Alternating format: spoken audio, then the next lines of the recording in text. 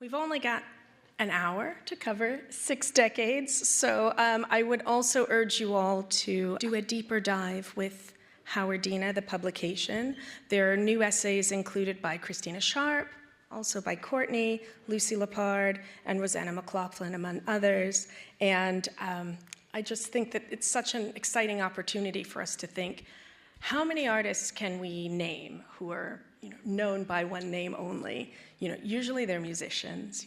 It's Madonna, Rihanna, Adele, Sade, Prince. But if it's an artist, then usually it's by surname, and they're usually a man who's no longer alive. So whether that's Basquiat or Picasso or Warhol, but to be known as a visual artist by first name, you're kind of in Ninja Turtle territory. It's like Raphael, Donatello, Michelangelo, Howardena. And you're a one of one. And I have my used copy of The Heart of the Question, and it's signed to someone else, but I cherish that signature anyway. And in parentheses, after Howardena, it says Pindell in parentheses. So I loved that when we take on measure like all of your talent, all of the work that you've done in so many different registers, that on top of everything else, you're really humble with it, that you make sure to specify your name. So I want us to start, we're going to start right at the beginning, and we've got a few slides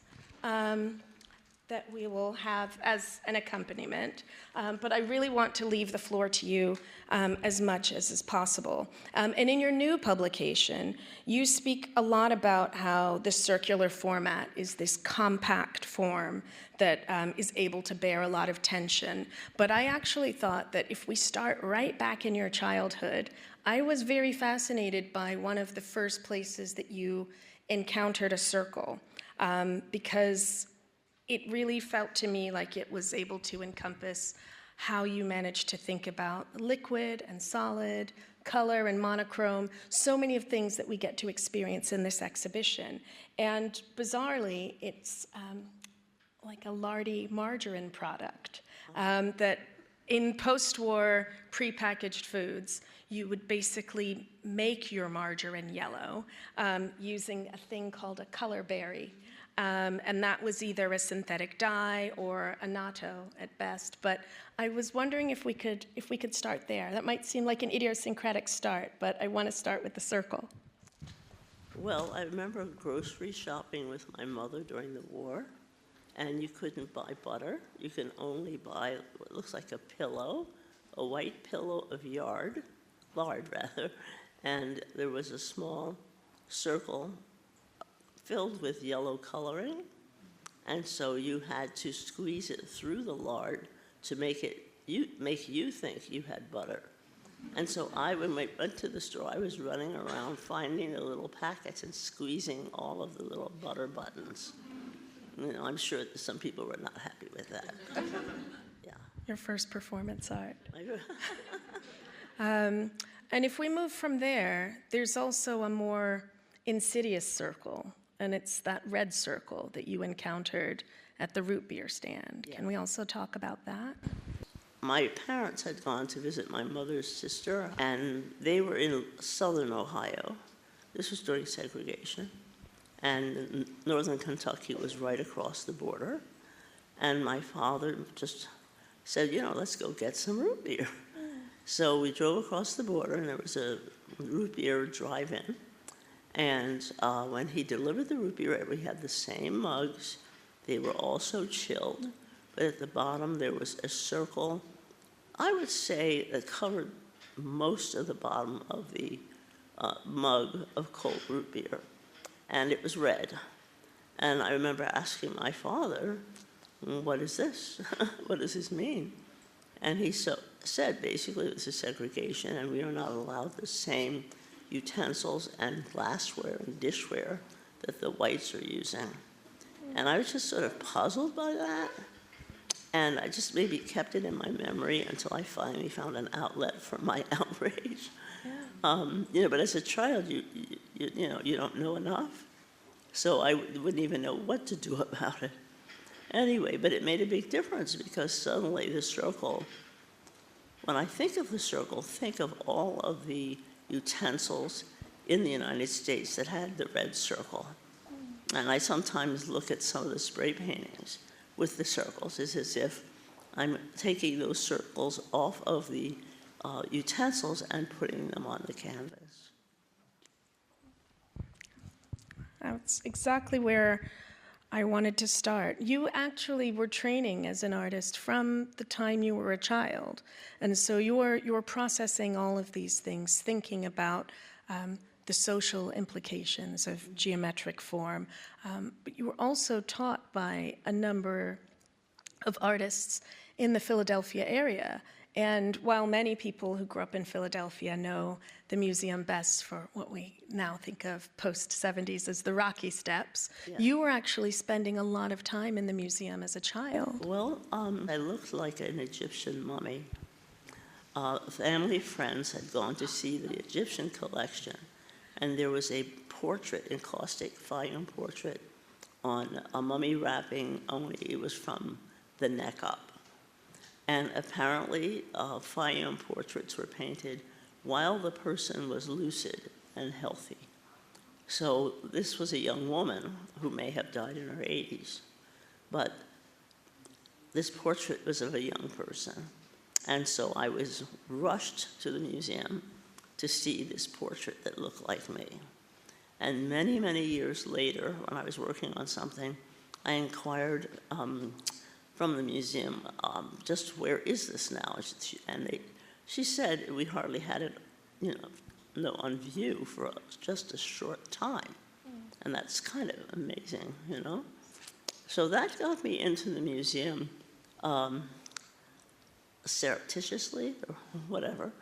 And then there were two things at the museum that I loved to look at. One of them was the Renaissance paintings, and the other was Duchamp. Now, that's it, there it is, my favorite one. How can an 8 or 9 year old person look at Duchamp and find a way to keep him in her heart? And this is the Duchamp that I love the most. The cubes at the bottom they're made of marble. And he not perforated them, he made little pits of them so they look like sugar cubes. And this one has the cuttle bone. Cuttle bones are what are used with with birds, small birds. And they like to sharpen their beaks, I guess. But this one is a slightly different version. I think he did more than one. And there's like a rod where a bird would sit. And I was so fascinated by this. It's in my head.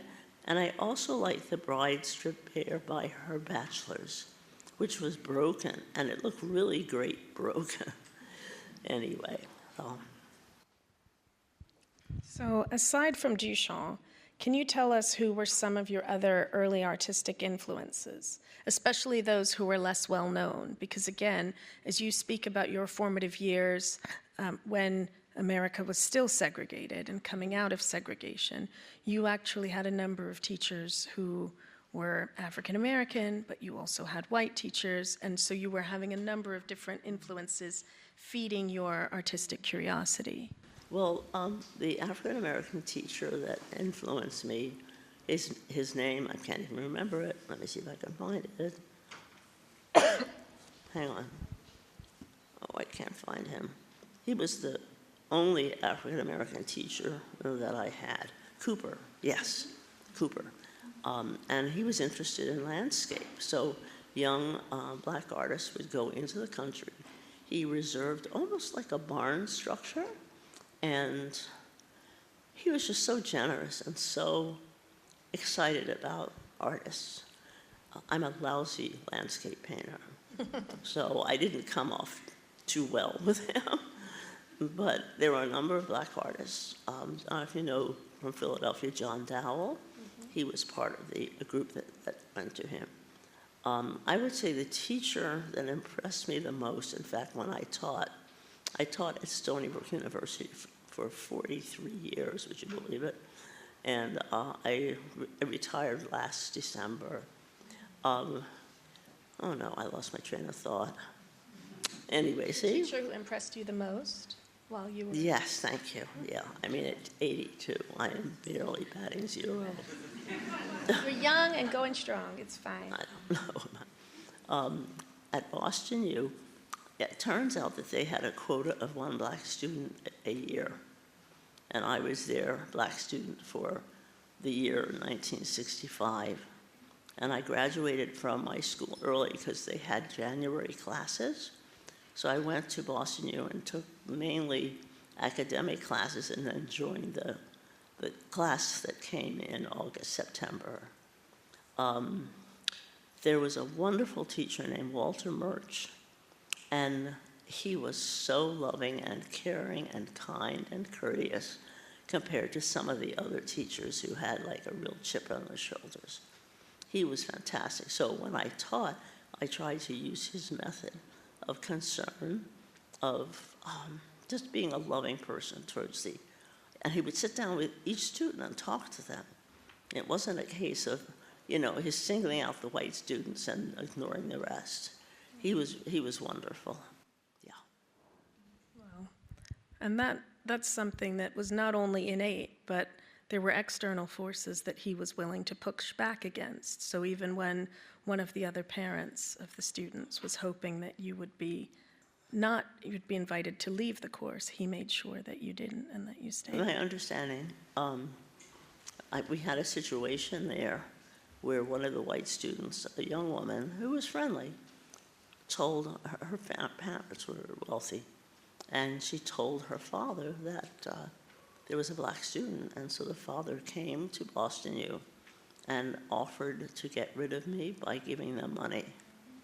And my sculpture teacher, I wasn't that talented in sculpture, but anyway, my sculpture teacher sat down with me and said, I know you may know there's something going on. I mean, you could tell the tension. And he said, well, we're all on your side, except for one teacher who lowered my grades. But I still graduated with honors somehow with the ones who supported me. And that was like a shock to me that someone would want to literally buy your way out of school.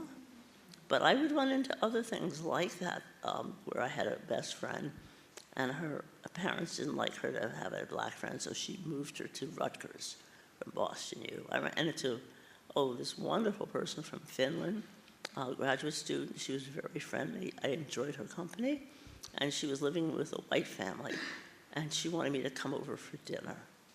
And you know the rest of it, I'm sure. And she came back to me in tears. She was crying, and she was told to never see me again. And I never saw her again, but she was just weeping over that.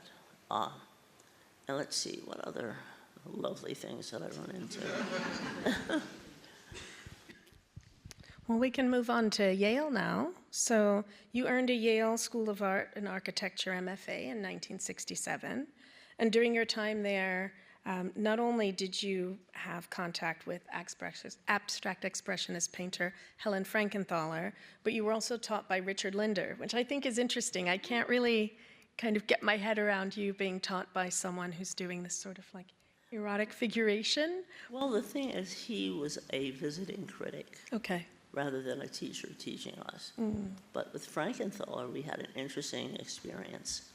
I was figurative at that time, and it was a critique week. We're visiting artists like Richard Linder, and Frankenthaler would come and visit the studios, and she came to my studio. Again, I was figurative, and she said, that was done in the Renaissance.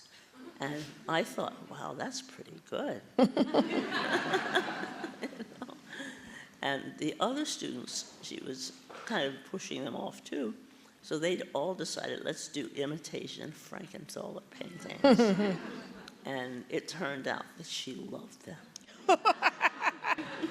Anyway, that was one of the funniest experiences I had there. There's another side. Because when I started working for the Modern, I was given an assignment to be the liaison.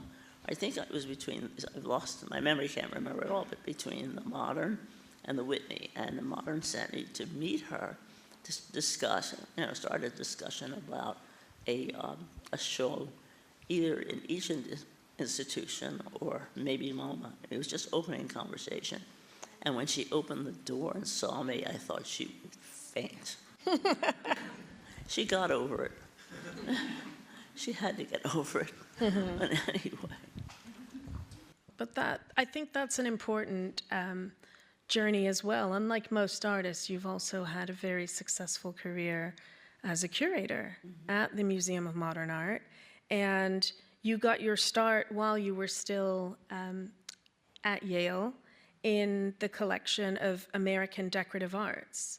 And I'm really interested in, you started by telling us what initially drew you to the collections in the Philadelphia Museum of Art, but I'm also interested in how curating and art making become pursuits that maybe feed one another, or did you feel like they fed different parts of yourself? Well, that I think, I like that, different parts of myself. But it was really quite different. I mean, as a curator, it's a lot of brain work rather than physical strength, or being able to to last longer than if you were a curator.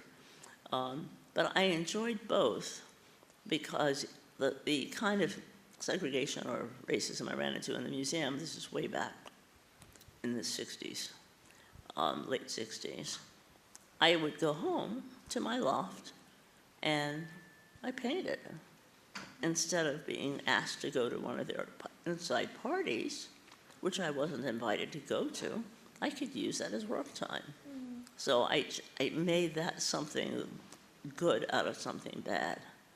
But it's strange. In the 1960s, it was very strange.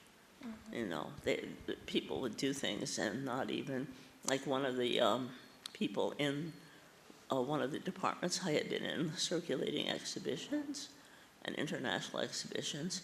She had gone to South Africa during apartheid, and she came back with her photographs and invited everyone to come and see them. She gave a party, but I wasn't invited. Yeah, so I went to my studio. Right.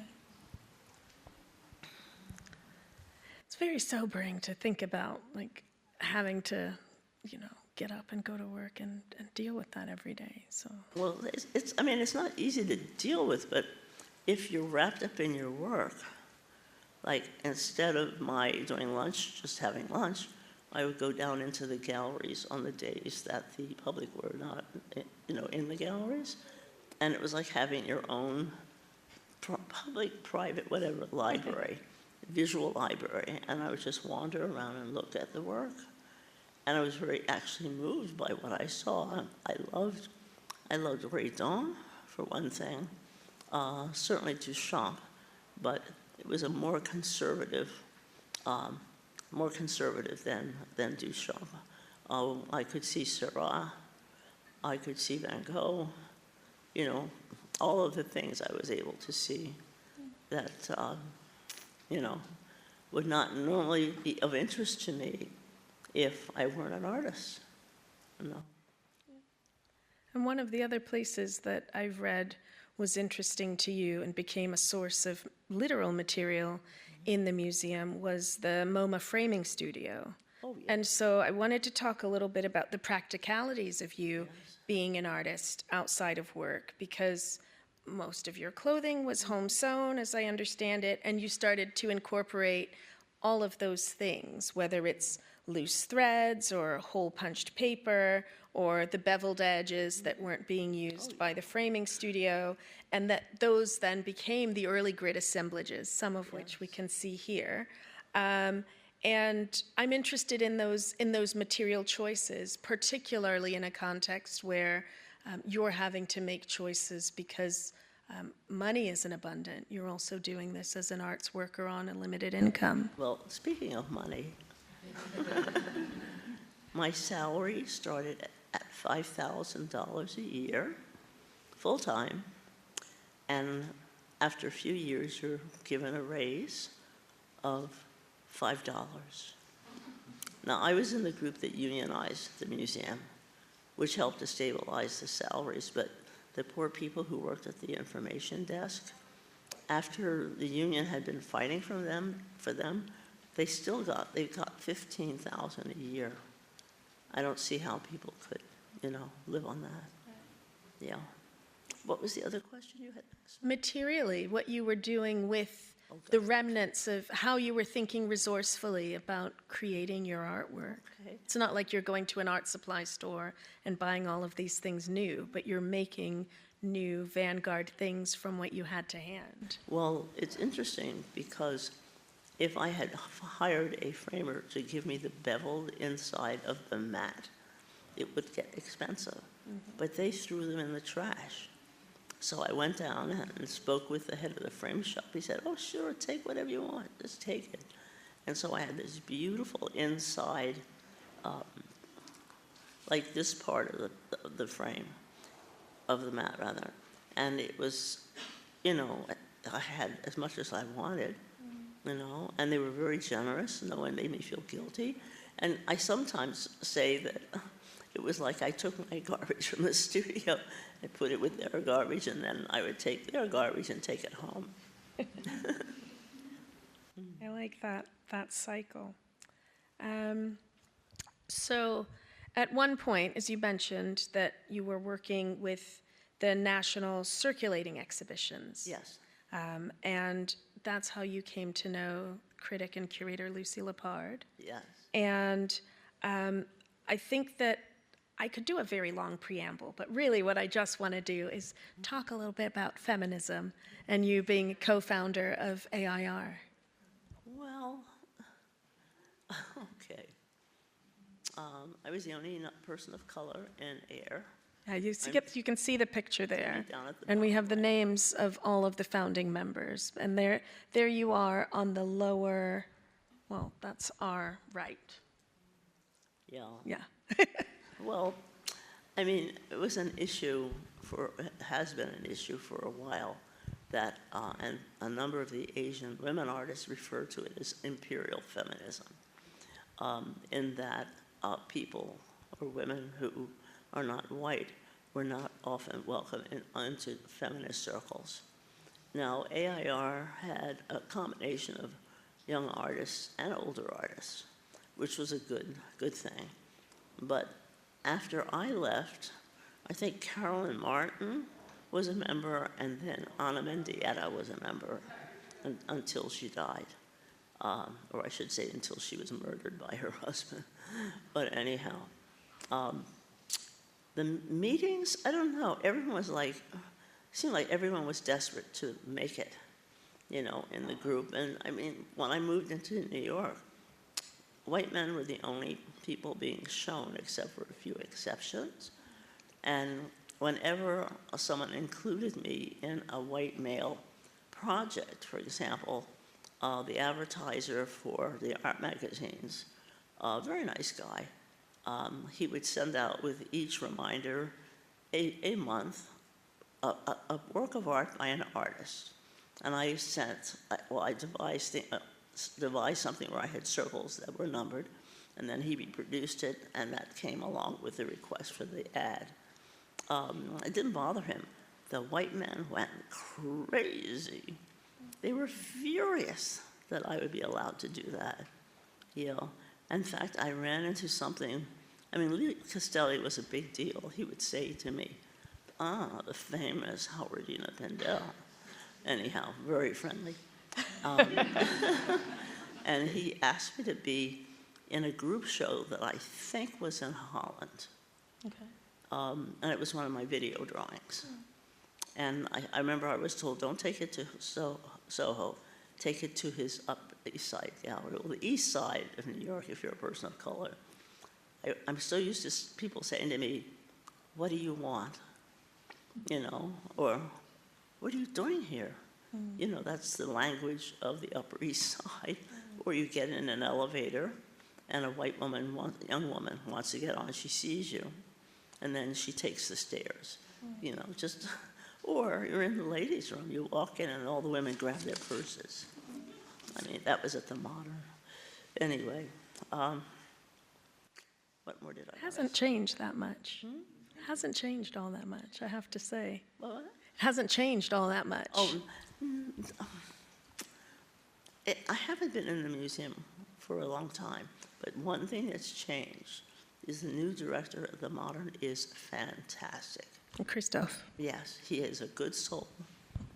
He was chairman of the department that I was in before he became chairman. He is such a good soul. I can't believe that they allowed him to be in that position. Because he's amazing. He's absolutely amazing and very good as a person. So I'm relieved to see that the Modern is going to have to, bow is not the word, but move away from kind of hostile activities or hostile actions. While I was there, though, because the museum world was being surveyed by the white artists and black artists, but the main group was the Art Workers Coalition. They published things about the museum in a little booklet, and Carl Andre and Hans Hake were the head of it, and all the artists. And of course, when I showed up, they didn't want to talk to me because they said, "You're in the museum, you know, you're doing bad things." Anyway, but a number of groups were picketing, and one time, I'll get back to air. One time, the white women were picketing in front of the museum. They called me up and said, "Howardena, come down, you gotta picket with us." And I said, "I don't have a husband who is paying the bills. You do. You would not be out here in the middle of the day." You know, I'm getting upset.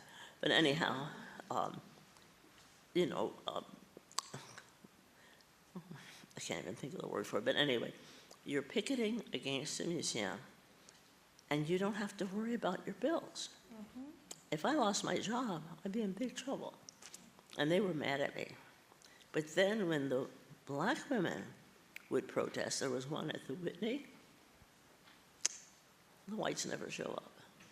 You know, so it was a one-sided situation. And AIR, okay, I think AIR was a big stepping stone for the white women artists. Mm-hmm. And the new one, or it's not new per se, it's just the new location in Brooklyn, they are better in terms of, in fact, one of my Asian students, a Korean student, just had a show there. Mm-hmm. And that would not have happened with this group, I don't think. But, you know, maybe it would have, I don't know. Yeah. Well, I think that this is a lot of the questions that I was looking at is just woven right the way through, because I was trying to think of like a separate question for us to think about how we wanted to discuss race and inequality. But we see how it permeates every aspect of decisions that have to be made for you as an artist, and class as well. And so another thing that I wanted to acknowledge, and I think everyone's here tonight because they already know this about you, but you always remained attuned to injustice wherever you saw it. There's a diptych on view here, separate but equal genocide that relates to AIDS. And I think generally there is something that I wanted to, it's too big a question, and I think it's just who you are, but if you'll allow me to ask, what do you feel like fueled your tenacity to speak up, even when something didn't affect you? It was anger. For example, the flags, one of my cousins could pass for white, and he caught AIDS. He died at 35. And when he would go for health, you know, to get help, if they thought he was white, they treated him one way. If they thought he was black, they treated him another way. And then all those names are names of people who have died of AIDS, and there are names of children as well.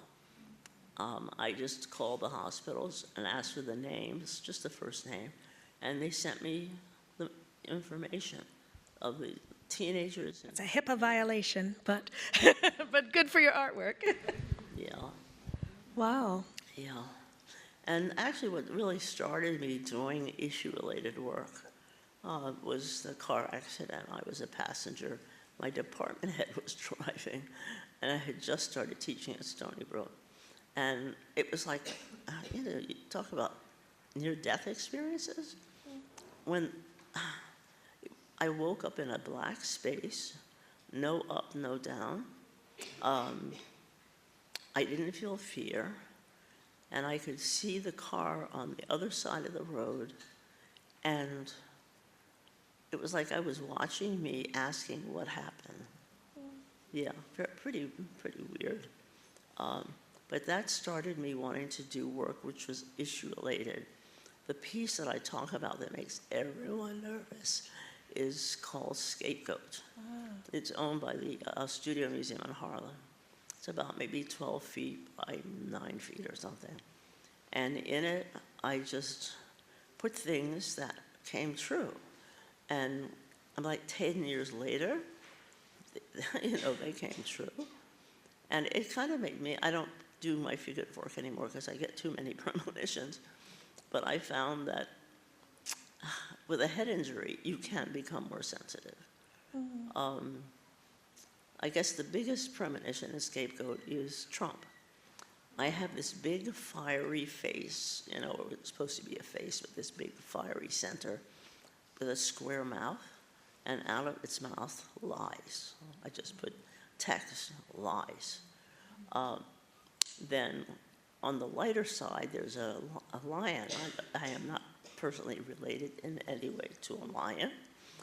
And it turned out that he and his pride were being thrown out of one of these private zoos.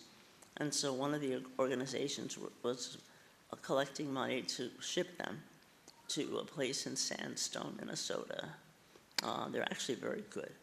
And I had contributed the amount of money that got them there, and then I was given the right to name the head of the pride, the lion. Yeah, I called him Aslan. So, I really love animals because some people are awful. But anyway, I'm trying to actually now even think, as I get older, I would like to. I think when politics get a little bit better, I would like to help to fund for the residency programs of residency or residencies for people who are disabled. Because you really, I went to, what's the name of it? Anyway, I went to one of the, I can't even think. But anyway, Doing great. and in time, as I got weaker, this is just a not hip, but a knee replacement, but this will be done in a couple of weeks. But I found that I was getting more and more weak when I'd go back. But there was no compensation, there was nothing. And stairs, I can't easily do stairs. Right. And I would really like to help fund residencies for disabled artists. The only one that I saw that tried really hard was Oh My, and they only allow you to have a residency for one time. And it's kind of a luxurious place, but it's sort of sad that, once you leave there, that's it. With McDowell, you can keep going, but it's based for me on walking because they put me on the second floor for a bedroom. I don't like being on the first floor particularly. And I did the steps two times, and I can't do them anymore. So that's one thing I'm trying to focus on.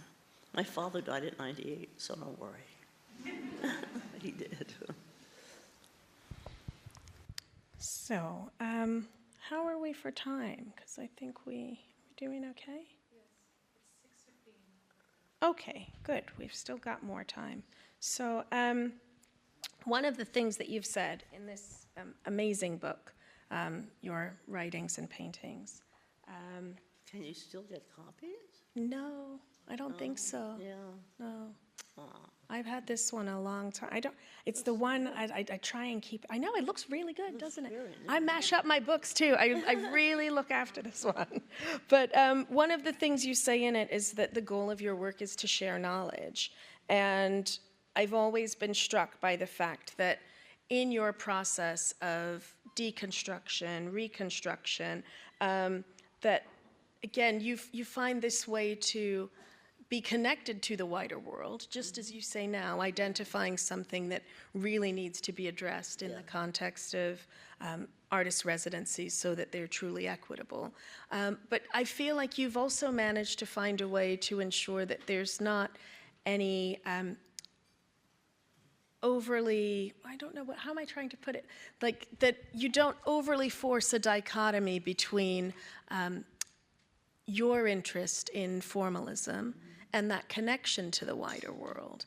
And I also feel like, particularly at the time when you were first working in the modern, that would have been something that felt very anathema, you know, that you have this kind of formalist purity on the one hand, and then the world that lives out there. Yeah. And I was hoping that you might talk about how you're able to bring those two things together, that you can be just as interested in the circle or in sequences of numbers as Yes. in people and the world around. Well, I don't know if I can really answer that very cogently. It's like I lived at that time a double life, you know, between the museum and being an artist.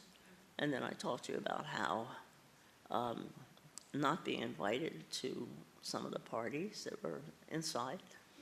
And then I was separate, you know, from them. And then on the other side, being pressured by the white feminists. Oh, God, I have this one example where there was a group of very well-known white artists, women, consciousness raising. I was asked to join, and then there was a woman from Argentina, Latino. And it was amazing because the white women who were just plain, white women would want to talk about anything, but if I brought up anything that had to do with race, they would say, we don't want to talk about politics. You know, for them, racial issues had more to do with politics than any suffering of any sort, and that I was wasting their time. Yeah, so that was one thing that really bugged me. And in fact, I'll have another example of, I have two examples. Oh, God. I remember there was a acquisition meeting, and one of the New York dealers called me up and said, did my artist, blah, blah, get in? I said, no, and she said, I'm going to say a bad word, niggers, all the museum wants are niggers. I mean, and I'm on the phone with her, and I say, it's Howardena. And she's like, Wow. oh, God. I mean, the stuff you would run into. I can't remember the other one, but that one was really, oh, I know. I was doing a show, which actually Christoph did, he redid it. And it was about manipulating paper. And it was called Print. Oh, I can't remember it. Print, cut, printed, sewn, something other. And I remember I got a call from one of the white artists that was way at the top. And I hadn't told anybody. I hadn't invited anybody. And she said, Howardena, I'm not going to be in your show. And it was like, what? How do you know that I'm doing this show? And you already are asking me to not include you because you don't want to be in it, but it's before you even asked. Right. Very strange. Very strange. I've got two more questions, and they're quite quick, but one of them is, can you tell us about pests? Well, pests, yes. Pests was a group of, and we were basically anonymous. Pests had a newsletter where we'd look at the statistics for the galleries, or not really more the museums, in terms of the people of color, women, whatever, being shown. And we put up posters.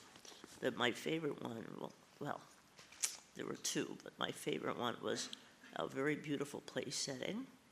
And at the top it says, we serve whites only. And then it listed all the galleries that were 100% white and 100% male. And one of the dealers, because we had a P.O. box, wrote us a threatening letter saying, if I find out who you are, I'm going to sue you, whatever. Yeah. Yeah. Just annoying. If anyone hasn't seen the material culture, a lot of the past posters are in the collection of the Victoria and Albert Museum. Some of the stickers as well. Oh, the sticker. Yeah, Right. stickers and the fly posters, and including that one, are in the Victoria and Albert Museum's collections of prints and really? posters. Yeah, it's in the Modern Archive also. Yeah. Having sent out basically like a Xerox flyer to a number of your peers and colleagues in the art world, Yeah. and you asked a very simple question: have things changed? I don't know that. I think more Black artists are being shown than before.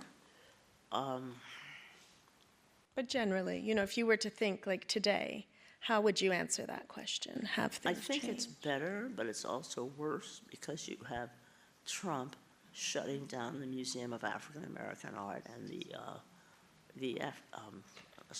Native American Museum. Yeah. I mean, so that we can't see our history as a people or as people see the history of this country. So, I mean, he has, looking for DEI, what is this, diversity, equity, and inclusion. And that is, the Smithsonian has been affected. The whole thing is just, at this point, I don't feel totally, I feel kind of hopeless in a way because he's put in all of these people that represent stuff from the 1950s or earlier, or even earlier, like the 1940s, the bad side. I mean, it's just terrifying. So, I don't know what we're going to do because all of the offices or official parts of the government have been taken over by people who don't know what they're doing. And the people who know what they're doing are out on unemployment, So that scares me. I think what's going to happen, I think I see it happening a little bit in New York, where there is a little more interest in diversity, a little more interest. But I don't know what about, Washington, D.C., how he sent people in, to hurt people. And I was, wondering, too, can I get back into the country because of that film? Doubling. I think I'm not on the radar.